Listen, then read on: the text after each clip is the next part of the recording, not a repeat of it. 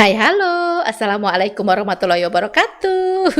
Jumpa lagi di sini di Gawe-Gawe Sinau GGSI Ageng, belajar kimia tanggap corona dengan hashtag di rumah aja. Ada corona, ya masih bahaya. Tapi harus tetap semangat dan rajin belajar. Oke? Nah, kali ini Ibu akan mengajak kalian melengkapi literasi kalian yang asik di rumah dengan membahas tuntas lagi tentang konsep asam dan basa. Kita mulai. Bismillah. Asam dan basa ini ternyata telah melalui petualangan panjang ya oleh berbagai teori yang dinyatakan para ahli kimia. Kita mulai dari Lavoisier. Lavoisier menyatakan bahwa semua senyawa asam mengandung oksigen, atau oksigen itu jadi komponen utama atau komponen dasar penyusun zat asam. Ternyata teori ini disanggah oleh Davy yang menyatakan bahwa unsur yang terkandung dalam senyawa asam itu adalah hidrogen, bukan oksigen. Gitu ya. Selanjutnya ada Michael Faraday yang menyatakan bahwa asam, basa, dan garam merupakan zat elektrolit yang jika dilarutkan ke dalam air maka akan menghasilkan larutan yang mengandung partikel bermuatan listrik. Ion, masih ingat ya? Ion, atom bermuatan. Bisa bermuatan positif atau negatif, kation atau anion. Dan dapat menghantarkan arus listrik. Nah, selanjutnya baru muncullah Arrhenius. Ya, yang kita gunakan teorinya hingga saat ini.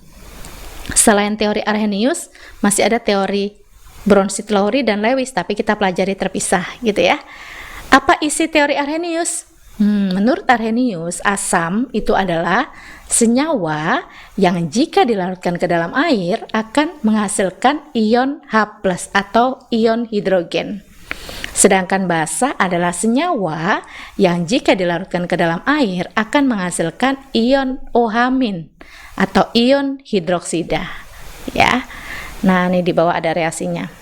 Bahwa asam kalau dilarutkan dalam air akan membentuk ion H+ plus anionnya, sedangkan basa akan membentuk ion OH- plus kationnya, gitu ya.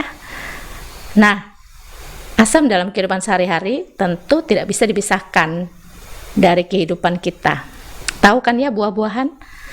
Buah-buahan itu mayoritas punya sifat asam. Tapi beda-beda jenisnya ya. Ibu beri contohnya, diantaranya ini buah-buahannya ini tahu kan ya? Oke, ada apa aja contohnya? Asam sitrat, asam malat, asam laktat, asam tartrat, asam askorbat, asam asetat, asam cuka. Ya, asam asetat, asam cuka. Aku cuka kamu. Tetapi tidak semua bahan yang ada di sekitar kita bisa kita rasakan. Kalau asam rasanya kecut gitu ya, masem, asam. Tapi tidak semua bisa dirasakan dengan indera pengecap kita.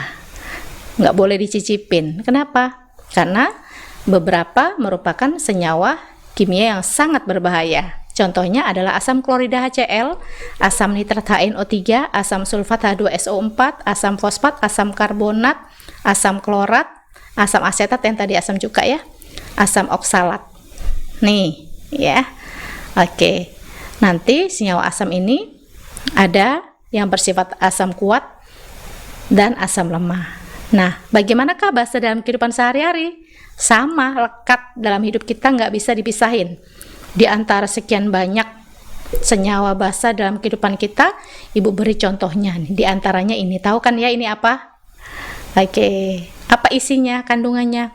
Ada aluminium hidroksida, ada kalium hidroksida, ada natrium hidroksida, ada magnesium hidroksida. Ini contohnya obat mah ya, antacid. Oke. Beberapa senyawa basa ya. Di antaranya yaitu natrium hidroksida NaOH, kalium hidroksida KOH, kalsium hidroksida, besi 2 hidroksida, besi 3 hidroksida, magnesium hidroksida, aluminium hidroksida, amonium hidroksida, dan masih banyak yang lain. Ini ada yang bersifat basa kuat dan basa lemah, gitu ya. Nah, bagaimanakah sifat asam dan basa? Apa bedanya? Nih, kalau asam sifatnya korosif, bereaksi dengan logam menghasilkan gas H2. Mempunyai rasa yang masam, kecut, asam. dapat mengubah warna zat lain seperti lakmus dan bahan alam, contohnya bunga sepatu. Basa sifatnya kaustik, terasa licin di tangan, contohnya tadi sabun kan ya. Nah, punya rasa yang pahit atau getir seperti hidup kita. Bukan ya, enggak, hidupku mah manis.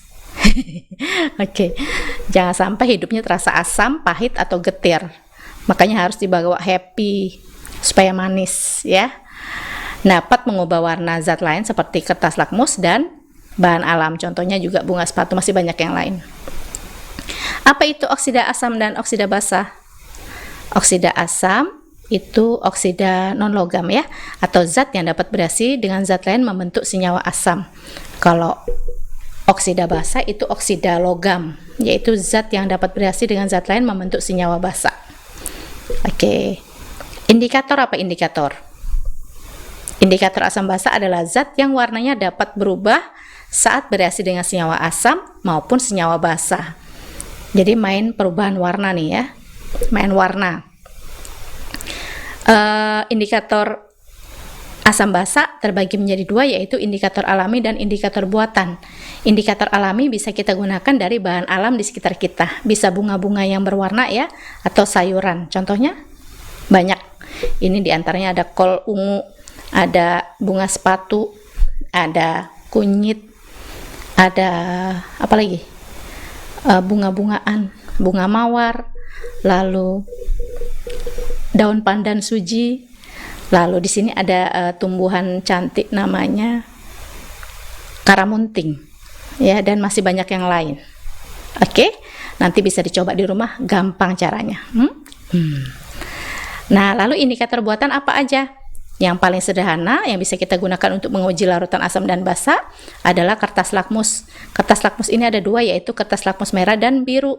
Dalam larutan asam, kertas lakmus merah dan biru akan menunjukkan perubahan warna menjadi merah. Sedangkan dalam larutan basa, kertas lakmus merah dan biru akan menunjukkan perubahan warna biru. Nah, kalau nggak berubah, merah tetap merah, biru tetap biru, berarti sifatnya netral ya. Oke, tapi kadang-kadang kertas lakmus ini kurang akurat, terutama jika kertasnya sudah lama tidak dipakai. Jadi warnanya nggak bisa terlihat jelas ya, perubahan antara merah dan biru.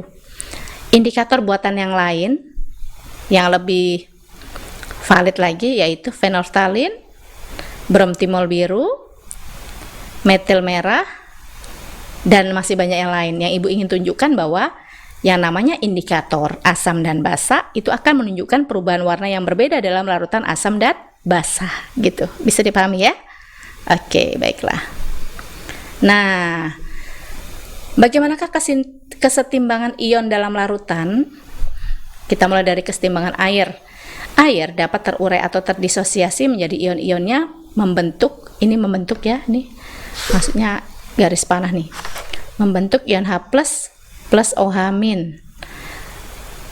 Tetapan kesetimbangan air itu Kw merupakan hasil perkalian dari konsentrasi H+ dan konsentrasi OH- yang nilai Kw pada suhu 25 derajat Celcius adalah 10⁻⁴.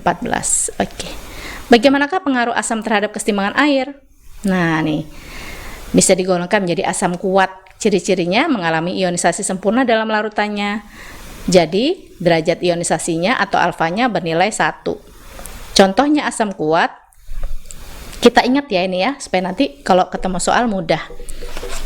H2SO4, HNO3, HI, HBr, HCl, HClO4. Coba kita buat pakai lagu kah, maukah? Kita ingat sambil refreshing ya. Siap? Kita mulai. Santai dikit ya. Oke, mulai. HCl, H2SO4, HNO3, HBr, HI, HClO4.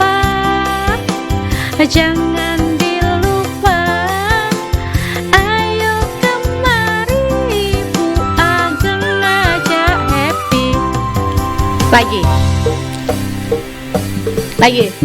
HCl asam klorida, H2SO4